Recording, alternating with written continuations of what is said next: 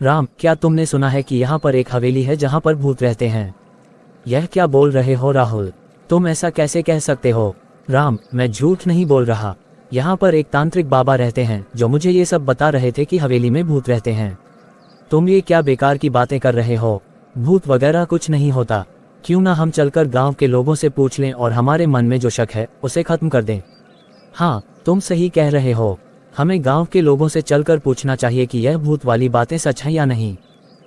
चलो, मैं उनसे चलकर ही पूछता हूँ। मेरा दोस्त नहीं आया क्योंकि उसके मम्मी पापा ने उसे रोक लिया, उसका कल एग्जाम है। इसलिए अब मुझे अकेले ही पता करना होगा। हेलो दादाजी, क्या आप मुझे यहाँ की भूत वाली हवेली के बारे में बता सकते हैं कि इसके पीछे क्या राज है? बेटा, तुम कौन हो और यहाँ पर अचानक से भूत वाली हवेली के बारे में क्यों जानना चाहते हो? तुम कहाँ से आए हो? तुम्हें इन चीजों से दूर रहना चाहिए, वरना तुम खतरे में पड़ जाओगे। वापस अपने घर जाओ, पढ़ाई करो। तुम्हें इन चक्करों में नहीं पड़ना चाहिए और भूत वाली हवेली जाने का तो ख्याल भी मत करना, क्योंकि अभी तुम बहुत छोटे हो और तुम्हें इन चीजों से दूर रहना चाहिए। वैसे भी मुझे तुम इस गांव में नए नए लग रहे हो।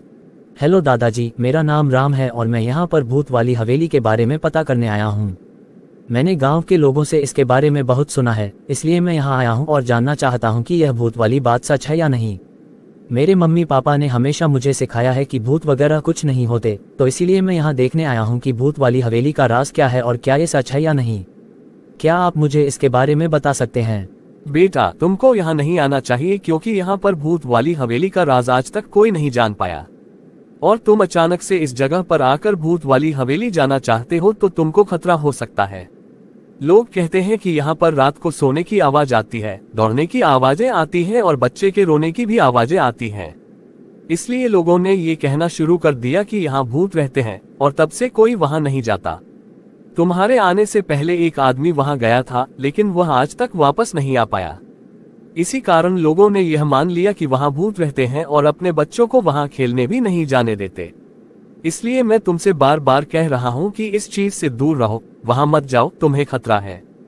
तुम वैसे भी इस गांव में नए हो तो तुम्हें इन चीजों से दूर रहना चाहिए। मैंने इस हवेली के बारे में एक चीज सुनी है कि वहां पर बच्चों के खेलने की आवाज भी आती है, जिससे सारे गांव वाले डरे हुए हैं और वे वहां भूत वाली हवेली में नहीं जाते। पर तुम क्यों जाना चाहते हो?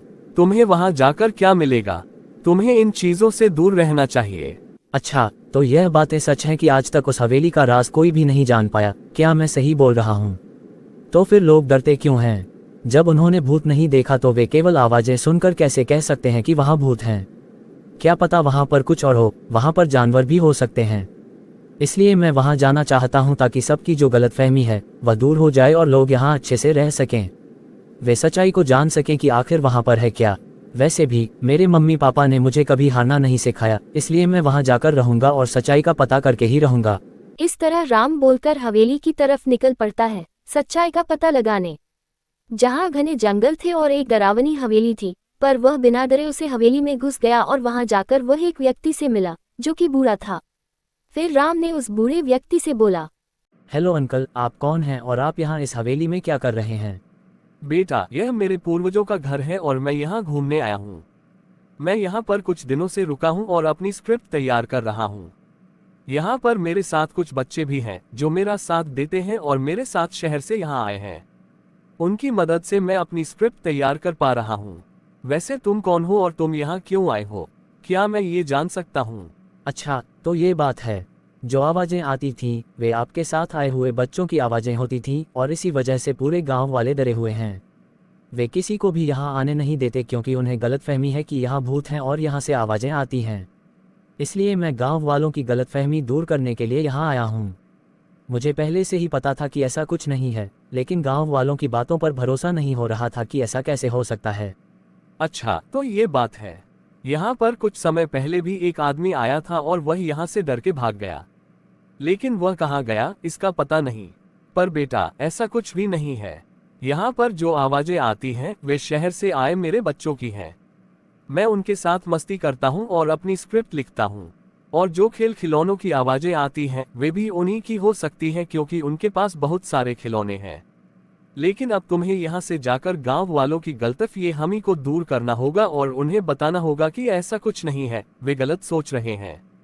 और तुम भी यहाँ मेरे बच्चों के खिलौनों के साथ खेल सकते हो और उनके साथ मस्ती कर सकते हो। आप सही कह रहे हैं।